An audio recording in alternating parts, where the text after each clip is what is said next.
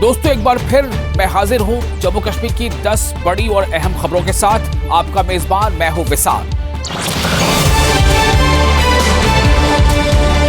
23 अक्टूबर से जम्मू कश्मीर असेंबली का सेशन शुरू होगा।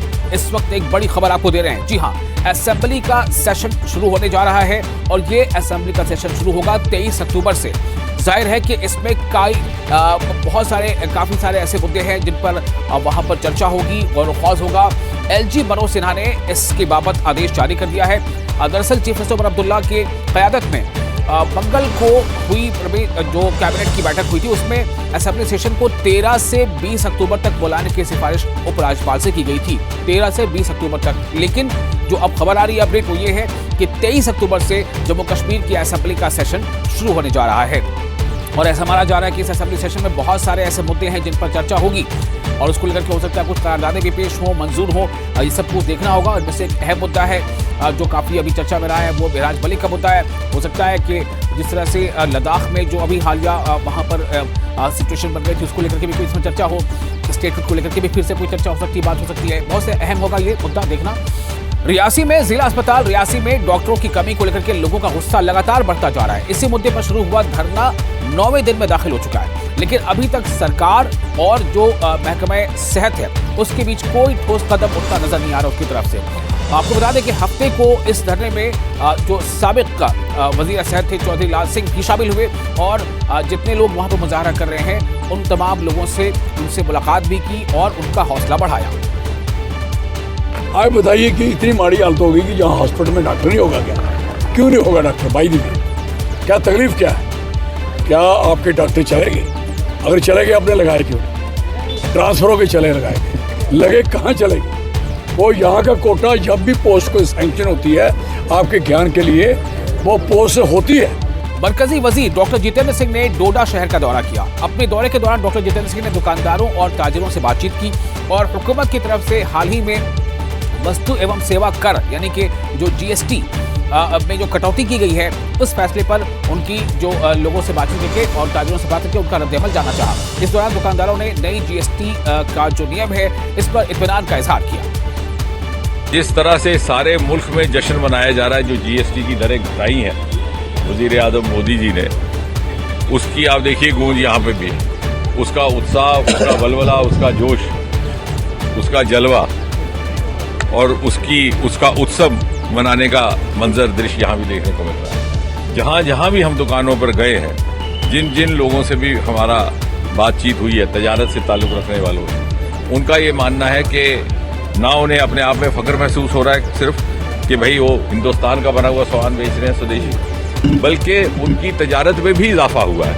न्यूज़ 18 JKLH के pride of Jammu Kashmir program में एलजी मनोज सिन्हा ने दहशतगर्दी को लेकर के पाकिस्तान पर निशाना साधा और कहा कि पहलगाम हमले के बाद यहाँ की आवाम दहशतगर्दी के खिलाफ खड़ी हुई और अब हम आतंकी इकोसिस्टम के सफाये की तरफ कदम बढ़ा सकते हैं। सुरक्षा बलों और पुलिस को आतंक को कुचलने की छूट दी गई है। उन्होंने ऐसा कहा कि दुर्भाग्य से ऐसा पड़ोसी हमें मिल गया है जो आतंकवाद और चंद अलगाववादियों से हमारे समाज के मनोबल को तोड़ने की कोशिश करता है। पिछले दिनों हमने अनेक बदलाव देखे हैं, मैं उसका जिक्र नहीं करना चाहता हूं। अनेक स्थानों की चर्चा जो दूसरे कारणों से होती थी, अब उनकी चर्चा आज दूसरे कारणों से हो रही है। असंख्य नौजवान वहां तिरंगा लेकर के भारत माता की जय के नारे लगा रहे हैं। ये बदलाव निश्चित रूप से शुभ संकेत है। नायब वजीर आला यानी deputy chief minister Surendra Choudhary ने लद्दाख के सामाजिक कार्यकर्ता सोनम वांगचुक की गिरफ्तारी पर मरकजी हुकूमत पर तीखा हमला बोला है और कहा कि मरकजी हुकूमत को लद्दाख से किया गया वादा निभाना चाहिए। उप मुख्यमंत्री ने सवाल उठाया कि सरकार कब तक लोगों की आवाज दबाती रहेगी और उन्हें जेलों में डालती रहेगी। आप जब लद्दाख के लोगों को आज इतने साल हो गए, जब जम्मू 2019 से लेके आज तक 2025 तक, जैसे आपने जम्मू कश्मीर को लारा लगाया हुआ है, ये लारों लपों से सरकारें नहीं चलती। आपने अगर एक वादा किया था वहाँ के लोगों को, जो भी वादा किया था वो आपको पता होगा, दिल्ली की सरकार को पता होगा कि उन्होंने क्या वादा किया था लद्दाख और करगिल के लोगों को, और जो वादा आपने किया था आज तक वो पूरा क्यों नहीं किया। महबूबा मुफ्ती जी कुछ भी कह सकती हैं बेचारी। जब वो आप याद करें, जब वो कश्मीर में एक बार कश्मीर के बच्चों पे जब राजनाथ सिंह जी आए हुए थे और वहाँ एक प्रेस ब्रीफिंग हो रही थी, तो महबूबा जी क्या कह रही थी, ये बच्चे क्या टॉफ़ी लेने जाते हैं कैंपों में, दूध लेने जाते हैं। तो आज महबूबा जी को इतना प्यार कहाँ से आ गया, उन्हीं लोगों के लिए इतना हमदर्दी कहाँ से आ गई, इतना प्यार कहाँ से आ गया, इतना महबूबा जी पोलाइट क्यों की? क्योंकि कुर्सी के लिए कुर्सी चाहिए, लेकिन कुर्सी मिलने वाली नहीं। ये नेशनल कॉन्फ्रेंस की सरकार है, उमर अब्दुल्ला सरकार है, इस बार भी है तो अगली बार भी है।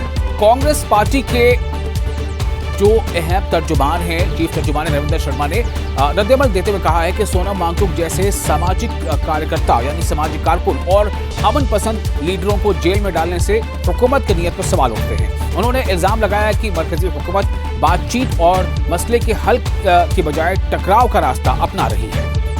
जो है वहाँ पे जितना इंसाफ नज़र आई, उसके लिए उन्होंने सारे इल्ज़ामात उस पर एक नोटेड एनवायरमेंटलिस्ट, अब वो बड़ा धोखे वाला भी हो गया, बहुत उसके और भी एंटी नेशनल हो गया, जिसने चाइना के ख़िलाफ़ भी जंग की कि इनकी चीज़ें जो है वो बाइकाट करो। तो इससे ऐसा लगता है कि आपने परसों से पहले क्यों नहीं उसको पकड़ा। अगर वो इतने ख़तरनाक और खूंखार आदमी हैं तो इससे लोगों में गलत संकेत जाता है कि आज आपके पास सारे वो फेरा की वायलेशन भी हो गई, बाकी भी हो गई, तो इसलिए इन चीज़ों पे एक गलत संकेत जाता है। लेह में तशद्दुद और सोनम वांगचुक की गिरफ्तारी के बाद मरकजी हुकूमत लद्दाख के लीडरों से अनऑफिशियल मीटिंग करने जा रही है। करगिल डेमोक्रेटिक अलायंस के कई नेता दिल्ली पहुंच चुके हैं। दिल्ली पहुंचे सज्जाद करगिली ने न्यूज़ 18 से बातचीत भी की है और लद्दाख के हालात कैसे हैं इस बारे में लोगों को उन्होंने बताया है। साथ ही ये कहा है कि बेकसूर लोगों को गोली मारी गई, हम इसकी जवाबदेही चाहते हैं, हम ये बात सरकार के सामने रखेंगे। सुनिए कुछ अहम बातें जो उन्होंने कही को तो हमने कंडेम किया। आप थॉरो इन्वेस्टिगेशन करें, हाई लेवल इन्वेस्टिगेशन करें, इम्पार्शियल इन्वेस्टिगेशन करें। ये हम ही नहीं बोल रहे हैं, वहाँ पे जो कांग्रेस के लोग हैं, बीजेपी के लोग हैं, सारे लोग बोल रहे हैं कि इम्पार्शियल इंक्वायरी करें। क्यों नहीं की जाती है? अच्छा देखिए, वो तो हमारे एपेक्स बॉडी के अभी जो हमारे लीडर्स कल परसों आएंगे, हम बैठेंगे गुफ्तशनीद के बाद एक मुनज़्ज़म लाएअमल के साथ हम अपनी बात है। बडगाम में नशीले पदार्थों के खतरे के खिलाफ अपनी मुहिम को जारी रखते हुए बडगाम पुलिस ने मागाम के बाशीपुरा गांव में एक ड्रग तस्कर को गिरफ्तार कर लिया और उसके कब्जे से जो प्रतिबंधित सामग्री यानी कंट्राबैंड जो सब्सटेंस है वो बरामद किया गया। हवलदार शबीर अहमद की क़यादत में पुलिस चौकी नाराबल के एक पुलिस दल ने बाशीपुरा में रेलवे ट्रैक के पास गश्त के दौरान एक संदिग्ध को रोका। पुलिस को देखकर उस शख्स ने भागने की कोशिश की, लेकिन पीछा करके पुलिस ने उसे पकड़ लिया। श्रम एवं रोजगार महकमा जम्मू कश्मीर की ओर से मेगा जॉब फेयर का इनेकाद जम्मू के कन्वेंशन सेंटर इंदिरा थिएटर के सामने किया गया। इस जॉब फेयर का इफ्तिताह जम्मू कश्मीर के उप मुख्यमंत्री यानी कि नायब वज़ीर आला सुरेंद्र चौधरी ने किया। इस मौके पर अलग अलग काफ़ी अहम वहाँ पर और भी चीज़ें हुई हैं और जिसका वहाँ पर साथ वहाँ पर चलाया जा रहा है और यहाँ पर काफ़ी अहम चीज़ें देखने को मिली। मिशन युवा ऐप पोर्टल पर जॉब मैचिंग प्लेटफॉर्म की शुरुआत की गई। 50 से ज़्यादा कंपनियों ने इसमें हिस्सा लिया और 1000 से ज़्यादा जो असामियाँ थी उसकी पेशकश की गई। युवा उद्यम फेस्ट के विजेताओं को सम्मानित भी किया गया।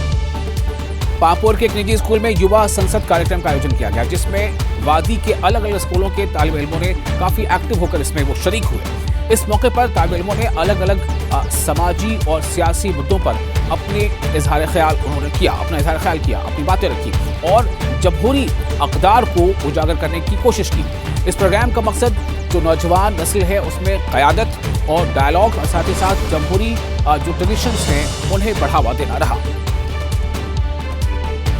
हमारे स्कूल को लगता है कि जो कश्मीर की यूथ है उन्हें ये अपॉर्चुनिटीज़ नहीं मिलती है, इसीलिए हमारे स्कूल ने ये यूथ पार्लियामेंट ऑर्गेनाइज़ किया है for the students of Kashmir, ताकि उनको एक प्लेटफॉर्म मिले जहां वो अपने व्यूज़ एक्सप्रेस कर पाए और सबसे अहम चीज़ वो डेमोक्रेसी को फील कर पाए। जो वो हमेशा किताबों में पढ़ते हैं वो आज वो सच्चाई में उसको एक्सपीरियंस कर सके।